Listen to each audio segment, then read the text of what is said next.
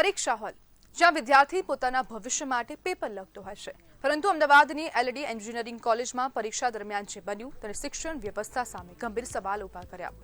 સીસીટીવીમાં દેખાઈ રહ્યું છે કે પ્રોફેસર કથિત રીતે વિદ્યાર્થીને સૌની સામે બે લાફા મારે છે। વિદ્યાર્થી આ ઘટનાની લેખિત ફરિયાદ પણ કરી, છતાં 1 મહિનાથી વધુ સમય વીતી ગયો છે, છતાં પણ કોઈ કાર્યવાહી થઈ નથી। કોલેજનું કહેવું છે કે વર્ગ 1 અને વર્ગ 2 ના અધિકારી સામે કાર્યવાહી કરવાનો અધિકાર તેમની પાસે નથી અને સમગ્ર રિપોર્ટ ટેકનિકલ કમિશનરને મોકલવામાં આવ્યો છે। પરંતુ સવાલ એ છે કે જો કેમ્પસમાં જ વિદ્યાર્થી સાથે શારીરિક વર્તન થાય અને કાર્યવાહી લટકતી રહે તો વિદ્યાર્થીઓને ન્યાય કોણ અપાવશે? શિસ્તના નામે હાથ ઉઠાવવાનો અધિકાર કોઈ શિક્ષકને છે ખરા? અને જો સીસીટીવી જેવા પુરાવા હોવા છતાં નિર્ણય મોડો પડે તો આવી ઘટનાઓ ફરી ન બને તેની ખાતરી કોણ આપશે? અને કેમ હવે એક પ્રોફેસરને પરીક્ષા દરમિયાન વિદ્યાર્થી પર હાથ ઉઠાવવાની ફરજ પડી? એવું તો શું થયું અને કેમ હવે કાર્યવાહી નથી થઈ? 1 મહિનો થઈ ગયો છે છતાં પણ। અને આજ બધે આપણી સાથે ચર્ચા કરવા માટે એનએસયુઆઈના નેતા હર્ષ ચૌહાણ જોડાઈ ગયા છે। હર્ષભાઈ, પરીક્ષા હોલમાં પ્રોફેસરની દાદાગીરી, શું કહેશો?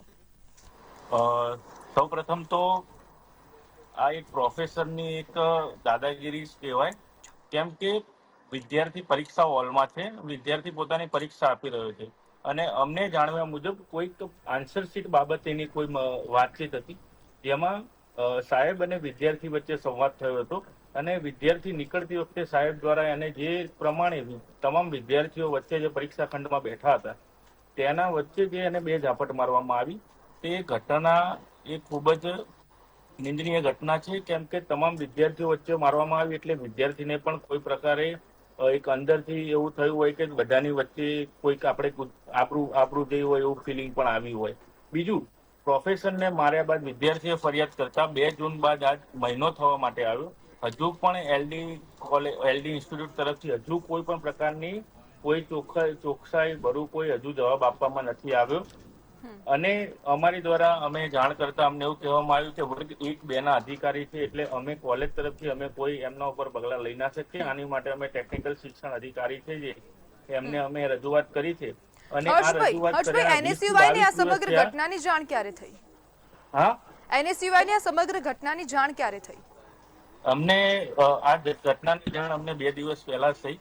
આ બાબતે અમે સાહેબને કોન્ટેક્ટ કરવાનો પણ પ્રયત્ન કર્યો હતો, પણ ક્યાંક ને ક્યાંક અમને એવો જવાબ આપવામાં આવ્યો છે કે 2 દિવસ અમે ઉચ્ચ ટેકનિકલ શિક્ષણ છે તેની અમે રજૂઆત કરી હતી ને ત્યાંથી અમને જવાબ મળશે એના પછી અમે અહીંયા નીચે કાર્યવાહી કરું। સાહેબ છે એમને માફી માંગે છે પણ કોઈ ઓફિશિયલી કોઈ પુરાવા છે નહીં, એટલે કે આ એક સીસીટીવી તો પુરાવા છે ને હર્ષભાઈ? ખરાબ ઘટના કહી શકાય। હર્ષભાઈ, સીસીટીવી તો પુરાવો છે જ તંત્ર। હર્ષભાઈ, હવે કોલેજ દ્વારા કેમ એવું નિવેદન આપવામાં આવી રહ્યું છે કે કોઈ પુરાવા નથી? સીસીટીવી તો પુરાવા છે।